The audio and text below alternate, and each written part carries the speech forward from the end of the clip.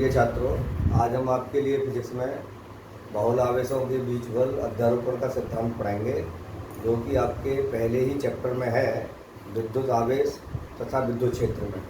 पहले हम 2 वीडियो बना चुके हैं। आपसे अपेक्षा की जा रही है कि आप उन वीडियो को पूरा देखें, तभी आपकी समझ में टॉपिक आएगा। अन्यथा आप थोड़ा बहुत देखते हैं तो आपकी समझ में वो टॉपिक नहीं आएगा। तो बहुल आवेशों के बीच बल, तो इसमें हम आपके लिए चलते हैं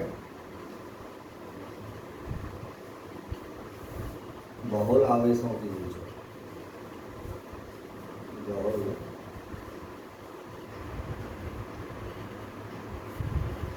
आवेशों के बीच बल अध्यारोपण का सिद्धांत। अध्यारोपण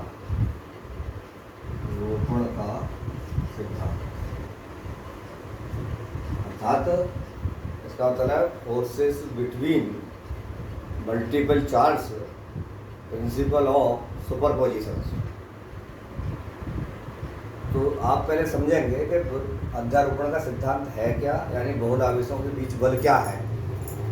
आप समझने की कोशिश करिए। मैं बता रहा हूँ, यदि कोई भी निकाय अनेक आवेशों से मिलकर बना है, अर्थात किसी निकाय में अनेक आवेश हैं, तो उन आवेशों में से किसी एक आवेश पर बल अन्य आवेशों द्वारा लगाए गए बलों के सदिश योग के बराबर होगा।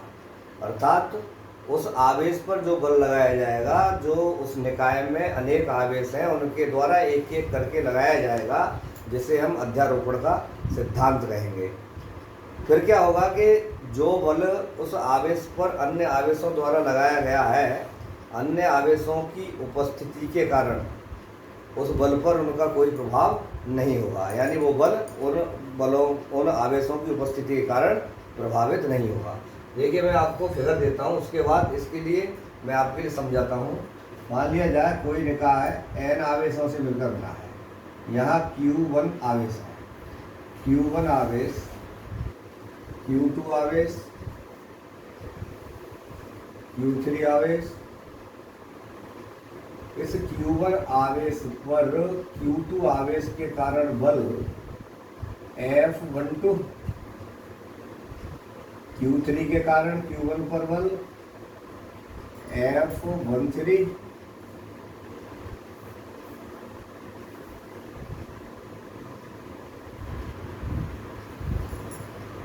ये बिंदु O है।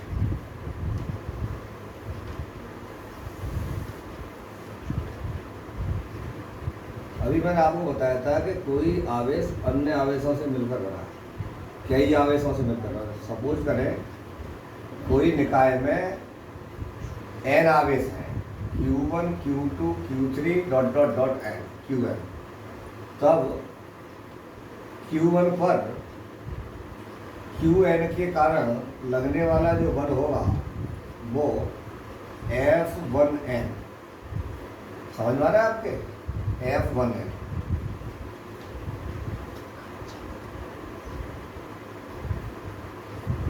Q1 आवेश के सापेक्ष Q2, Q3 और Qn के स्थिति वेक्टर क्रमशः R12, R13, R1n है। यहाँ लिखेंगे हम, कॉपी निकालें आप अपनी, कॉपी के अनुसार आप नोट करते जाएं और लिखते जाएं। आपको लिखना है, मैं दोबारा बोल रहा हूँ, यदि कोई निकाय, ये पूरा कोई एक निकाय है, यदि कोई निकाय n आवेशों से मिलकर बना है, अर्थात जिसमें Q1, Q2, Q3 ... Qn आवेश, Q1, Q2, Q3 ... Qn आवेश है, तब Q1 आवेश पर Q2, Q3 और Qn आवेशों द्वारा लगाया गया जो बल है, वो Q1 पर लगने वाले बल के बराबर होगा। यानी Q1 पर जो लगने वाला बल है, Q2, Q3 और Qn के द्वारा अलग अलग लगाए गए बलों के सदिश योग के बराबर होगा। इसे अध्यारोपण का सिद्धांत कहेंगे। तब आवेश Q1 पर आवेश Q2 के द्वारा लगाया गया बल F12, देखिए मैंने आपको यहाँ लिखा है Q2 के कारण Q1 पर जो बल लगाया गया है वो F12 है। तब F12 बराबर कूलाम के लॉ से, तो कूलाम के लॉ में क्या था 1/4 pi epsilon not Q1 Q2 बटे R12। मैंने पहले बोला है Q1 के Q2 Q3 और Qn के सापेक्ष स्थिति वेक्टर क्रमशः R12 R13 R1n है। तब Q1 पर Q2 के कारण लगाया गया बल F12 बराबर 1/4 पाई एप्सिलॉन 0 Q1 Q2 बटे R12 स्क्वायर। तब R12 एकांक वेक्टर, देखिए ये जो चिन्ह लगाया है, कैप जो लगाया है, एकांक वेक्टर के लिए है। एकांक वेक्टर के बारे में आप लोग जानते होंगे। एकांक वेक्टर क्या होता है? वह वेक्टर जिसका परिमाण 1 होता है, इसलिए इसको मल्टीप्लाई करने में चूंकि वेक्टर रूप में लिखा गया है इसके लिए, इसलिए R12 एकांक लिया गया है। इसी प्रकार सिमिलरली यानी इसी प्रकार Q2 के कारण Q1 पर निकाल लिया हमने। अब हम क्या करेंगे? Q3 के कारण Q1 पर निकालेंगे। इसी प्रकार Q3 के कारण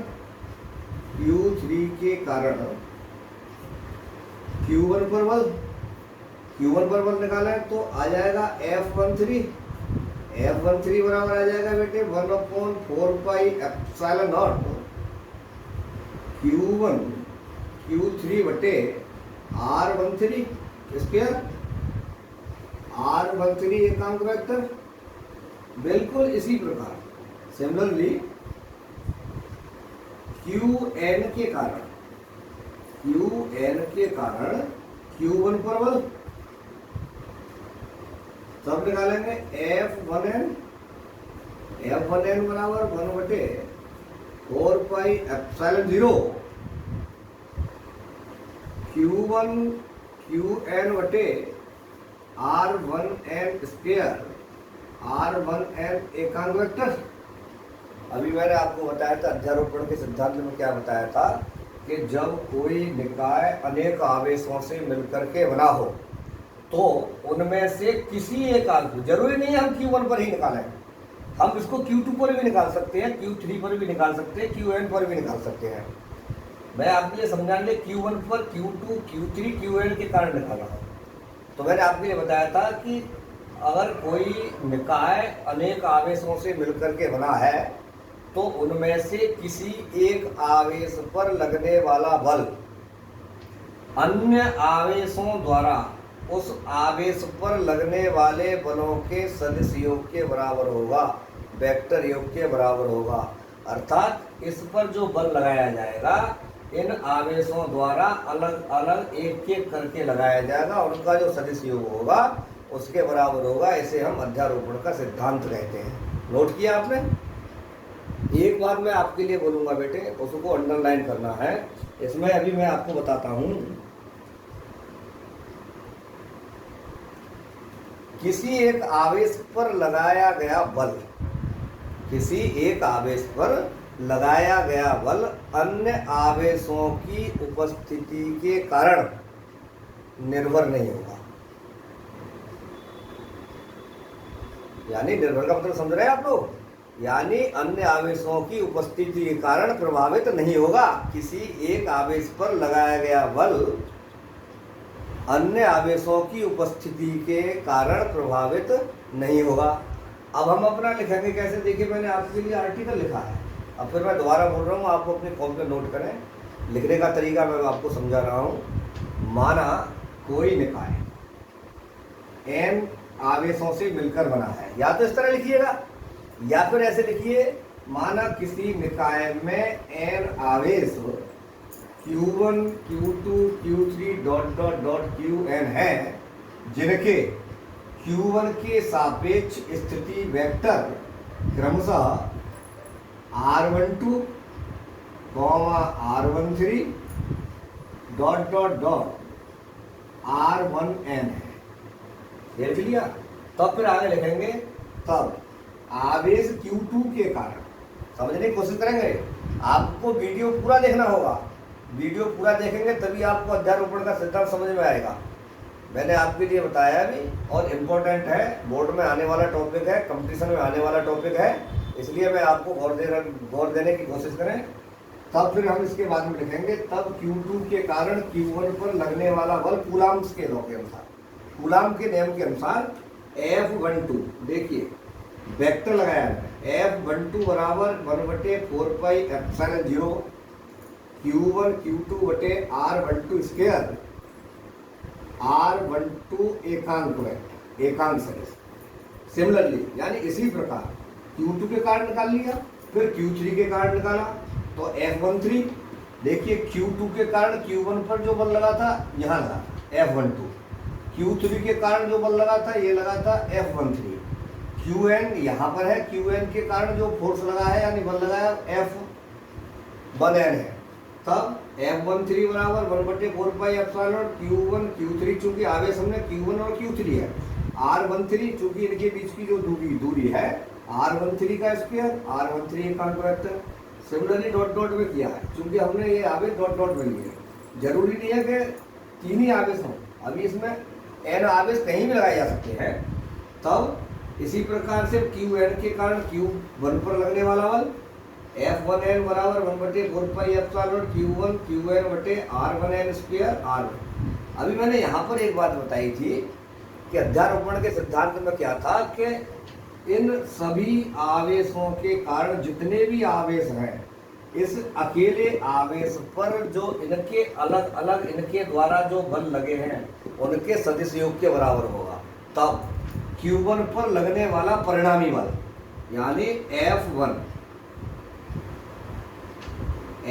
बराबर, इन सबको जोड़ देंगे, सदिश योग कर देंगे, यानी F1 बराबर F12 plus F13 plus dot dot dot plus F1 है। बात समझ में आ रही है बेटे? समझ में क्लियर आ रहा है ना? वीडियो आपके लिए सही आ रहा है? अब आगे देखिएगा। देखिए मैं पूरी कोशिश कर रहा हूँ बेटे आपको वीडियो के द्वारा समझाने की, आप समझने की कोशिश करिएगा, और आपको कहीं भी किसी भी हेल्प की, कहीं भी किसी की ज़रूरत नहीं पड़ेगी, आपको बुक की ज़रूरत नहीं पड़ेगी। टॉपिक बाय टॉपिक प्रत्येक वीडियो में आपको देता रहूँगा, और आप इसे सब्सक्राइब करते रहिए, बेल आइकन को बजाते रहिएगा, और आराम से आपको हर वीडियो नया मिलेगा। तब F12 यानी F1, इस पर जो लगाया गया जो बल था F1 था। F1 बराबर F12 का मान कितना आया था बेटे?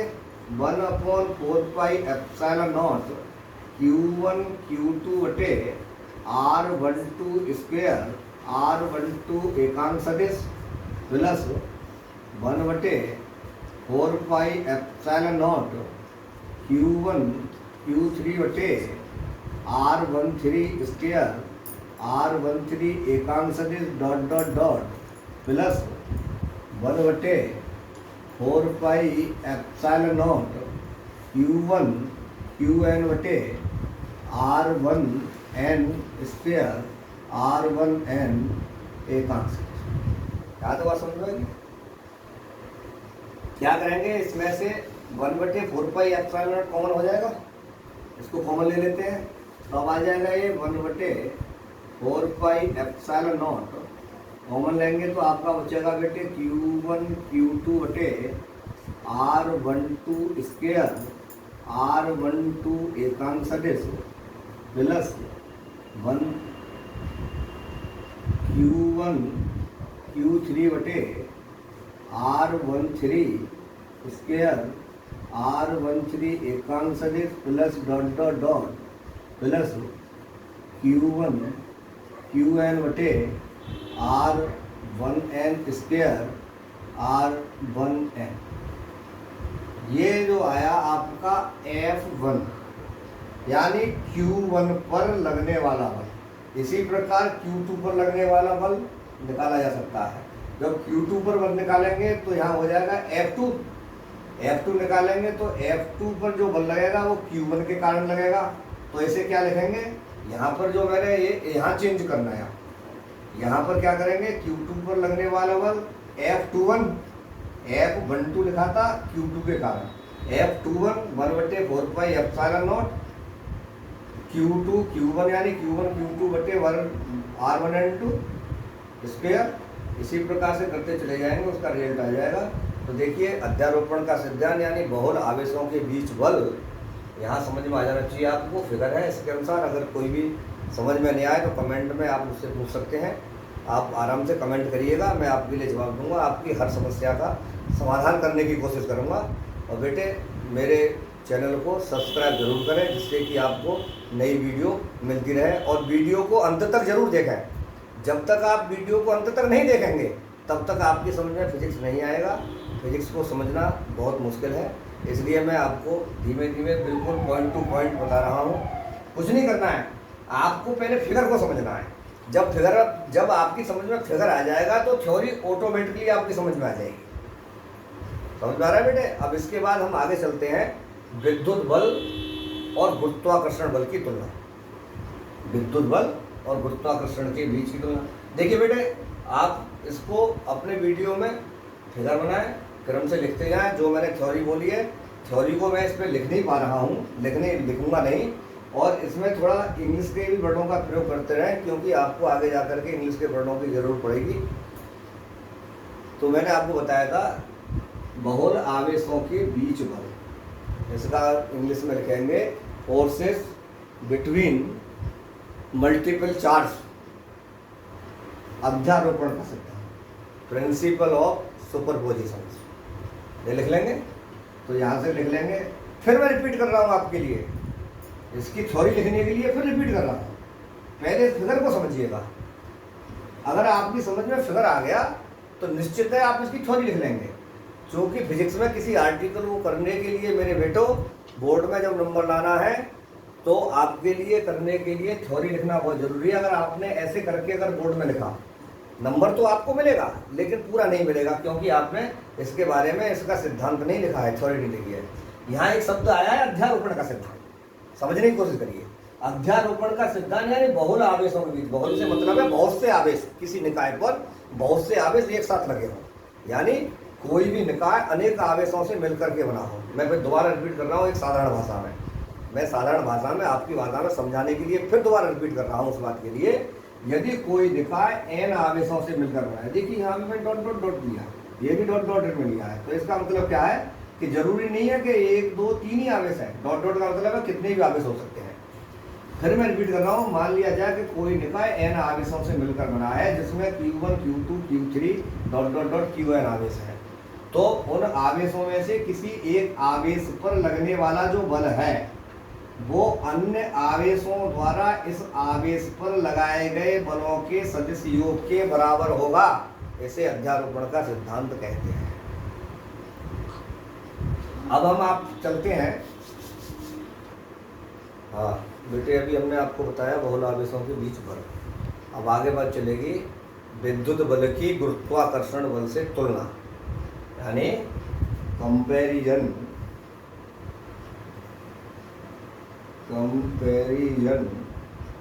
ऑफ इलेक्ट्रिक फोर्स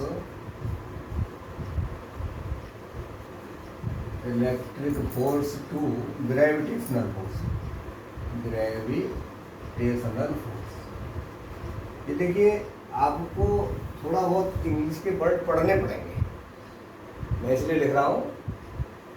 कंपैरिजन द्वारा मैं बोल रहा हूँ, आप लिख लीजिए उसको सही तरह से। Comparison of electric force to gravitational force, यानी विद्युत बल की गुरुत्वाकर्षण बल से तुलना।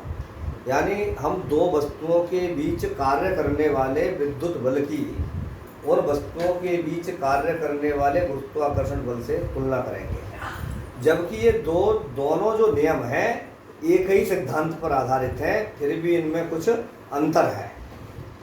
विद्युत बल, अभी बात की हमने इलेक्ट्रिक फोर्स यानी विद्युत बल। मैंने आपके लिए विद्युत बल कूलाम के टाइम में पढ़ाया था। विद्युत बल जो काम करता था, देखिए अंतर मैं लिखवाऊंगा, पहले मैं आपको समझा रहा हूँ। विद्युत बल दो आवेशों के बीच, यानी एक आवेश Q1 था और एक आवेश Q2 था, इन दोनों के बीच की दूरी r थी, इनके बीच लगने वाला विद्युत बल। और अभी बात कर रहे हैं हम गुरुत्वाकर्षण बल की, तो ये दो वस्तुओं के बीच गुरुत्वाकर्षण बल की बात करेंगे तो ये द्रव्यमान पर निर्भर करेगा, यानी m1 और m2 दो द्रव्यमान, जो पदार्थिक कण हो या द्रव्यमान वाली वस्तुएं हो, यानी विद्युत बल जो काम करेगा वो आवेशों के बीच लगेगा और गुरुत्वाकर्षण बल लगेगा वो आपके लिए द्रव्यमान जिनमें भार हो वस्तुओं में उनके बीच काम करेगा। देखिए गुरुत्वाकर्षण बल जो था न्यूटन ने इसकी खोज की थी, न्यूटन के गुरुत्वाकर्षण बल के नाम से है। आप फर्स्ट ईयर में इस चीज को पढ़ चुके होंगे, यानी दो पदार्थिक, पदार्थिक का मतलब आ गया द्रव्यमान वाली वस्तुएं, दो पदार्थिक कणों के बीच कार्य करने वाला गुरुत्वाकर्षण बल उन पदार्थों यानी उन वस्तुओं के द्रव्यमानों के गुणनफल के अनुक्रमानुपाती तथा उनके बीच की दूरी के वर्ग के व्युत्क्रमानुपाती होता है। तब गुरुत्वाकर्षण के नियमानुसार यानी दो वस्तुओं के बीच, हमारा दो वस्तुएं जिनके द्रव्यमान m1 और m2 है, आप चाहें तो इनको A और B पॉइंट पर भी ले सकते हैं। माना बिंदु A पर m1 द्रव्यमान की वस्तु रखी है और बिंदु B पर m2 द्रव्यमान की वस्तु रखी है, जिनके बीच की दूरी r मीटर है या r है। तब इनके बीच कार्य करने वाला जो गुरुत्वाकर्षण बल है न्यूटन के अनुसार, अभी मैंने आपको बताया था कि दो द्रव्यमान यानी पदार्थिक कणों के बीच लगने वाला गुरुत्वाकर्षण बल उन द्रव्यमानों के गुणनफल के अनुक्रमानुपाती और उनके बीच की दूरी के वर्ग के व्युत्क्रमानुपाती होता है। तो यहाँ लिखेंगे तब इस नियम के अनुसार F proportional to m1 m2 बटे r स्क्वायर, अर्थात F बराबर G m1 m2 बटे r स्क्वायर। ये दोनों नियम अपने में बहुत इंपॉर्टेंट है, हर कंपटीशन में इनके ऊपर कुछ ना कुछ जरूर मिलता है, बोर्ड में जरूर मिलता है, इसलिए इस पर गौर करें। इतने न्यूटन, जहां पर G जो है हमारा अनुक्रमानुपाती नियतांक है, अनुक्रमानुपाती नियतांक है जिसे हम गुरुत्वाकर्षण का नियतांक कहते हैं, इसका मान फिक्स होता है। आप फर्स्ट में पढ़ चुके होंगे, इसका G की जो वैल्यू आती है वो G बराबर होता है 6.67 इंटू 10 टू दी पावर 11, 6.67 गुणा 10⁻11 न्यूटन मीटर स्क्वायर प्रति kilogram square, newton metre square प्रति किलोग्राम स्क्वायर। यहाँ बात समझ में आ गई आपके में, m1 m2 उनके द्रव्यमान है, r उनके बीच की दूरी है, G की वैल्यू मैंने आपको समझा दी। अब आते हैं हम विद्युत बल पर, इलेक्ट्रिक फोर्स पर। इलेक्ट्रिक फोर्स के बारे में कूलाम के नियम में हमने पढ़ा था कि दो आवेशित कणों के बीच यानी Q1 और Q2 दो आवेशित कण हैं जो बिंदु A और B पर स्थित हैं, जिनके बीच की दूरी r है। तब कूलाम के नियमानुसार हम पढ़ा चुके हैं, पिछले वीडियो में आपको बताया था कि दो आवेशित कणों के बीच लगने वाला जो विद्युत बल है यानी उनके आवेशों के गुणनफल के अनुक्रमानुपाती और उनके बीच की दूरी के वर्ग के व्युत्क्रमानुपाती होता है। बिल्कुल सेम वही लैंग्वेज है। तो यानी दोनों नियम जो है एक ही प्रकार के हैं, लेकिन फिर भी इनमें कुछ न कुछ अंतर है। अभी इनके बीच जो अंतर है तुलना करने के लिए बता रहा हूँ, इनमें जो तुलना कर सकते हैं, तुलना में हमें क्या लिखना है, और उनमें से एक दो जो टॉपिक आएंगे, दो बातें जो आएंगी वो आपकी कॉम्पिटिटिव होंगी, मैं बताऊंगा आपके लिए, उनके लिए आप वीडियो को देखते रहिए, वहां जाकर के आप उसको अंडरलाइन कर लें या अपनी नोटबुक में नोट कर लें उसको। अभी पहले मैं नियमों को समझा रहा हूँ, चूंकि इनमें जो तुलना होगी इन्हीं दोनों फॉर्मूलों के अनुसार और इन्हीं नियमों के अनुसार करनी है। तो कूलाम के नियम के अनुसार आ जाइए आप। कूलाम का नियम था F अनुक्रमानुपाती Q1 Q2 बटे r स्क्वायर न्यूटन, अर्थात F बराबर के Q1 Q2 बटे r स्क्वायर न्यूटन। यहाँ भी एक अनुक्रमानुपाती नियतांक जी आया था, यहाँ पर अनुक्रमानुपाती नियतांक क्या है कूलाम के नियम में, इसका मान मैंने 1/4 पाई एप्सिलॉन नॉट रखा था। के का मान, यहाँ पर जो के का मान है वो के का मान कितना था 9.0 इंटू 10⁹। देखिए यहाँ भी मात्रा बिल्कुल सेम आएगा, न्यूटन मीटर स्क्वायर प्रति कूलाम स्क्वायर, कूलाम स्क्वायर। देखिए अभी मैं आपको फिर दोबारा रिपीट करता हूँ, दो आवेश, दो पदार्थिक कणों के बीच लगने वाला जो गुरुत्वाकर्षण बल है उसके बारे में आएगा। जी की वैल्यू जो है जी बराबर होता है 6.67 गुणा 10⁻⁻11। अच्छा हाँ सॉरी बेटे, ध्यान रखेंगे, मैं यहाँ माइनस लगाना भूल गया हूँ, इसलिए यहाँ माइनस का चिन्ह आएगा। मैं जो बात बोल रहा हूँ उस पर ध्यान रखिएगा, वो लिखने में थोड़ी गलती हुई है। जी की जो वैल्यू है वो 6.67 गुना 10⁻−11 न्यूटन मीटर स्क्वायर प्रति किलोग्राम स्क्वायर। यहाँ पर के की वैल्यू जो है 9 गुणा 10⁻9 न्यूटन मीटर स्क्वायर प्रति कूलम स्क्वायर। अब हम बात करते हैं तुलना की, इन दोनों के बीच तुलना करनी है। अभी मैंने लिखा है comparison of electric force to gravitational force, यानी विद्युत बल की गुरुत्वाकर्षण बल से तुलना। तब नंबर 1 पे आएंगे। अभी हमने बात इन दोनों बलों में क्या तुलना है।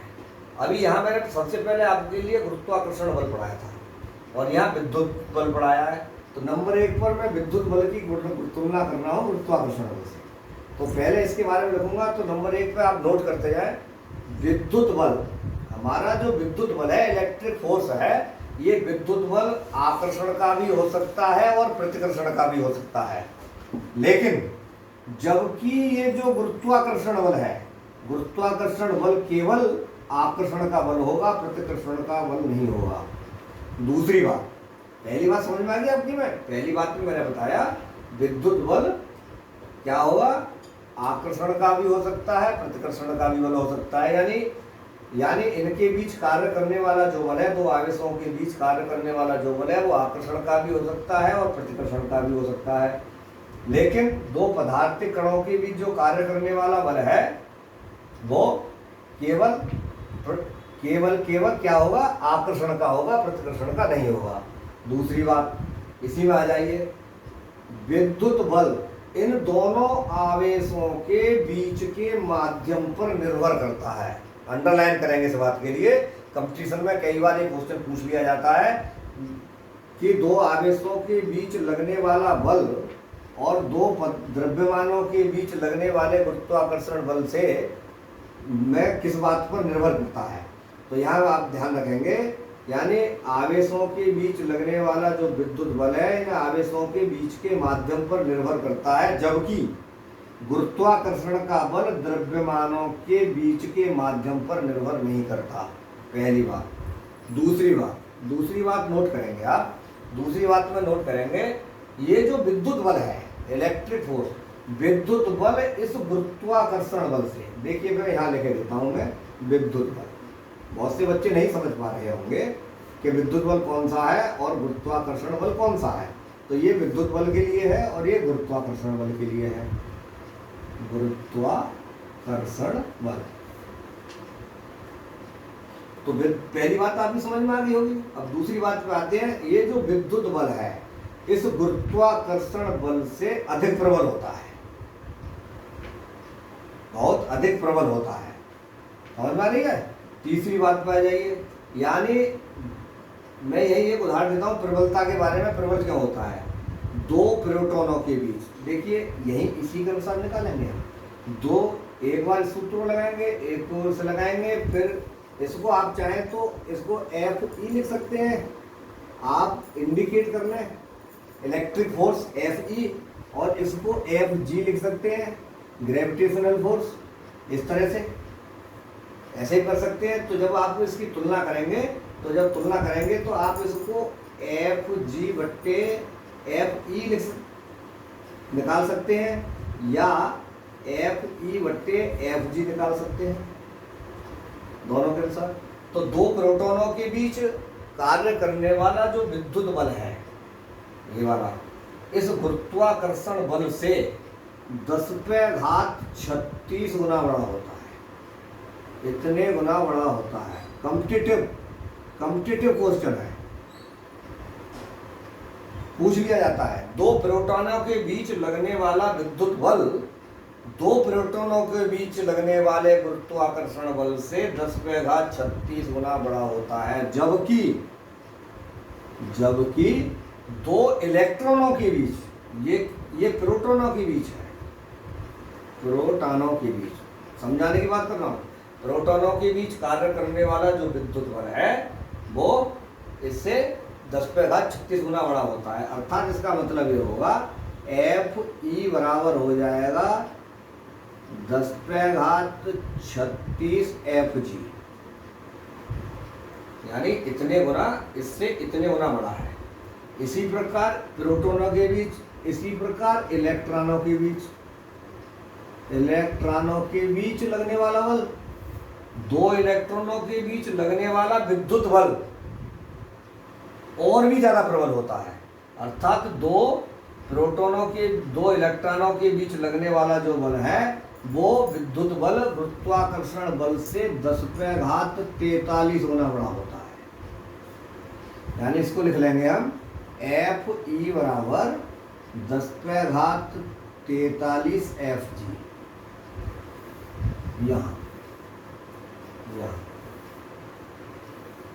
अब यहाँ बेटे आपको एक विशेष ध्यान देनी है, जो कंपटीशन में जो सवाल आता है वो आपको थोड़ा घुमा के देगा, वो बदले, इसको बदलेगा, सीधा सीधा नहीं लिखेगा।